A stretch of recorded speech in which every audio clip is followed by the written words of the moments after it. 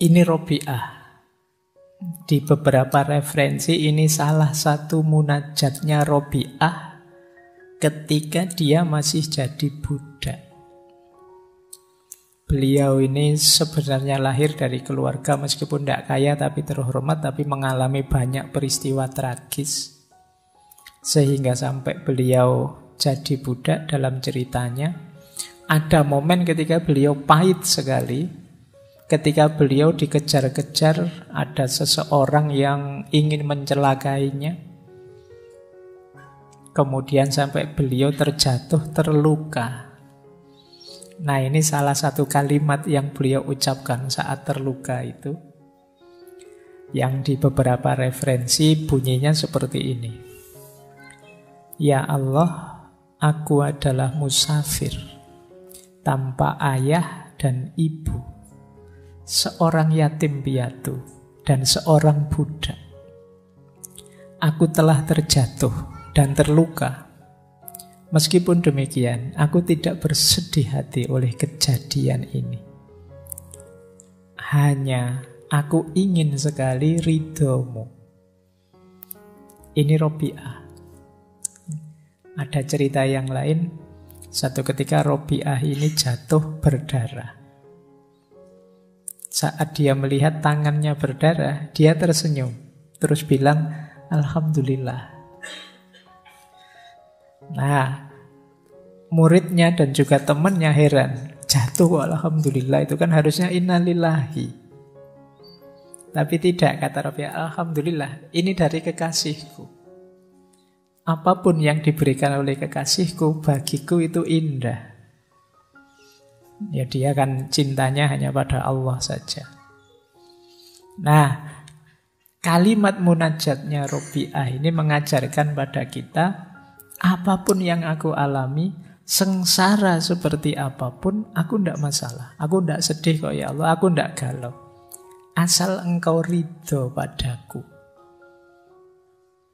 Itu sudah segalanya bagiku, kata Robi'ah. Jadi ungkapan seperti ini itu pasti muncul dari rasa cinta yang sangat dalam.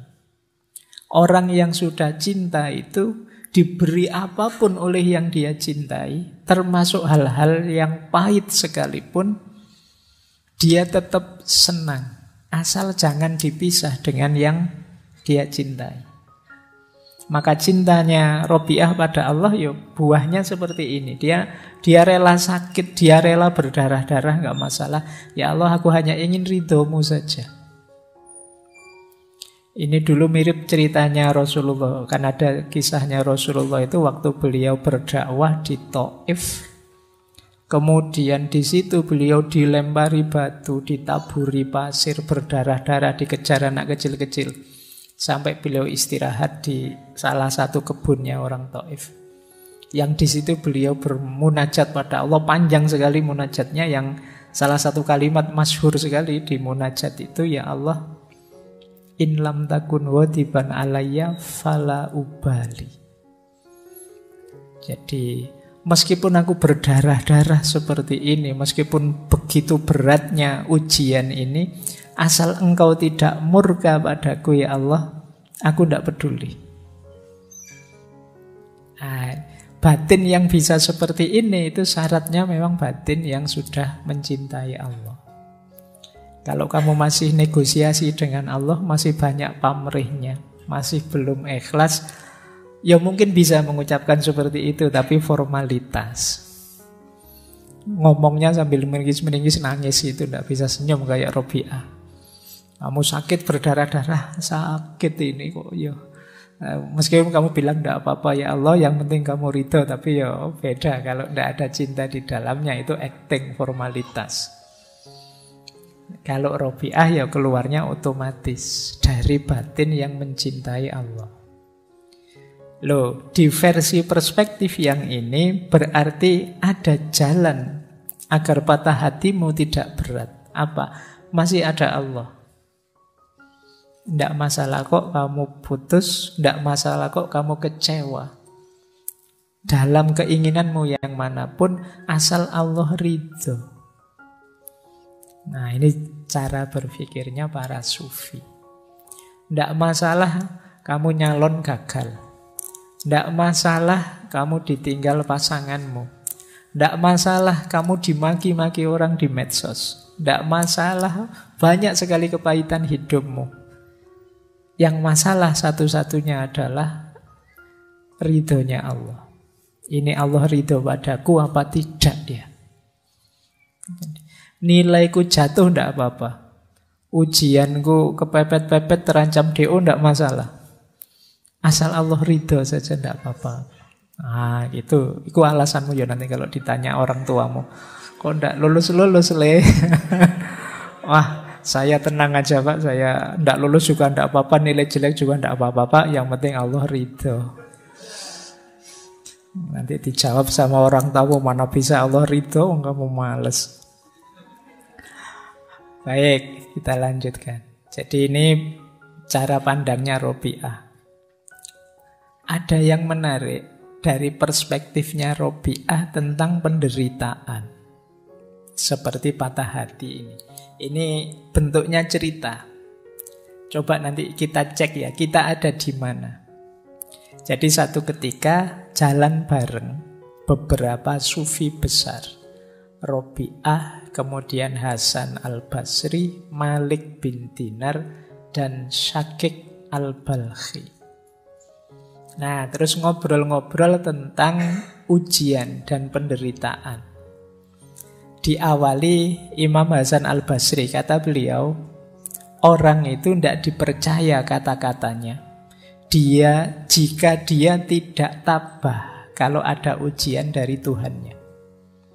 Sebaik apapun yang diomongkan orang, kata Hasan al-Basri, kalau dapat ujian kok tidak kuat, tidak tabah, terus melenceng, beda dengan yang diomongkan, ya tidak usah dipercaya omongannya. Ya kalau hidupnya senang terus sih tidak masalah, tapi begitu ada ujian coba kayak gimana perilakunya. Orang itu kan kelihatan aslinya kalau pas lagi susah. Kalau pas lagi seneng sih kamu enak, tapi pas lagi susah ayo coba, aslimu akan kelihatan. Maka kata Hasan al-Basri, orang itu tidak bisa dipercaya kata-katanya kalau dia tidak tabah menerima ujian dari Tuhan. Tapi pandangan ini dikritik oleh Robi'ah. Kata-katamu itu berbau egoisme. Masih aku. Nah, terus Syakik mencoba menjawab, mungkin ini yang diinginkan Robi'ah. Kata Syakik al-Balkhi, seseorang tidak dapat dipercaya kata-katanya jika dia tidak bersyukur atas ujian dari Tuhannya. Ini lebih tinggi levelnya. Diuji sulit tapi malah bersyukur. Ini sebenarnya orang pintar. Karena dia tahu di balik segala ujian dari Allah itu pasti ada hikmah, ada makna untuk peningkatan kualitas dirinya. Maka ketika diberi kesulitan dia bersyukur. Ini lebih tinggi. Kalau di Imam Hasan al-Basri tadi agak defensif, bertahan. Kalau di Syekh Syakik al-Balkhi ini enggak, dapat ujian malah bersyukur. Alhamdulillah ya Allah, Engkau beri aku ujian. Tapi kata Robi'ah, masih belum. Kita butuh yang lebih baik dari itu. Ini sudah luar biasa, ternyata masih kurang tinggi. Nah, Syekh Malik bin Dinar masuk. Kata dia, seseorang itu tidak dapat dipercaya kata-katanya jika dia tidak gembira atas ujian dari Tuhannya. Ini lebih tinggi. Kalau ini ketika dapat ujian malah gembira, malah alhamdulillah. Seperti Robi'ah tadi, seneng aku diuji oleh Allah, seneng aku hatiku dipatahkan oleh Allah ini. Tapi ya untuk nyampe sini saja berat. Tapi ini level tinggi memang. Di atas tadi tidak sekedar syukur, dia juga gembira. Itu pun Robi'ah masih belum. Jadi ada yang lebih baik dari itu. Nah, balik mereka bertiga tanya, terus gimana yang baik itu? Kata Robi'ah, seseorang tidak dapat dipercaya kata-katanya jika dia tidak melupakan ujian saat merenungi Tuhannya.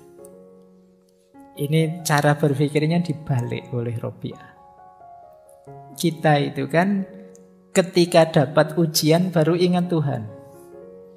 Tapi kalau di Robi'ah dibalik. Ketika kita ingat dekat dengan Tuhan, kita siap menerima apapun termasuk ujian.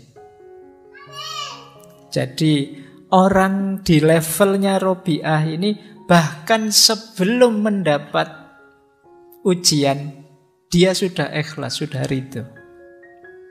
Ya Allah, engkau beri apapun aku siap. Yang paling pahit pun aku siap. Asal engkau tidak meninggalkanku. Ini yang saya bilang tadi, level cinta. Sulit orang seperti ini. Karena itu berarti dia tidak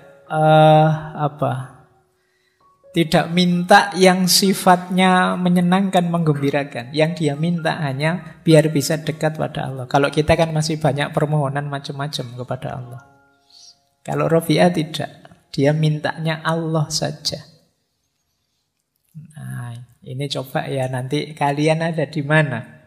Kalau ada ujian kalian tabah, atau kalian bersyukur, atau kalian gembira, atau tidak kamu pikir sama sekali, siap menerima apapun asal dekat terus dengan Allah. Nah, ini jawabannya tidak bisa hafalan ya. Karena kalau mahasiswa kalau ditanya begitu mesti hafalan. Hafalan itu dia jawab yang paling baik. Kamu tanya yang jujur, dirimu ada di mana, nanti ayo kalau memang masih di bawah ya kalau bisa naik kelas. Jadi semula sih saya menarget tabah Pak kalau dapat ujian. Ya siapa tahu bisa naik level, bisa bersyukur. Atau bisa gembira. Atau sudah saya tidak mikir itu, fokusku Allah saja. Diberi apapun yang pahit, yang manis, ayo. Jadi ketika ingat Allah, siap menghadapi ujian apapun.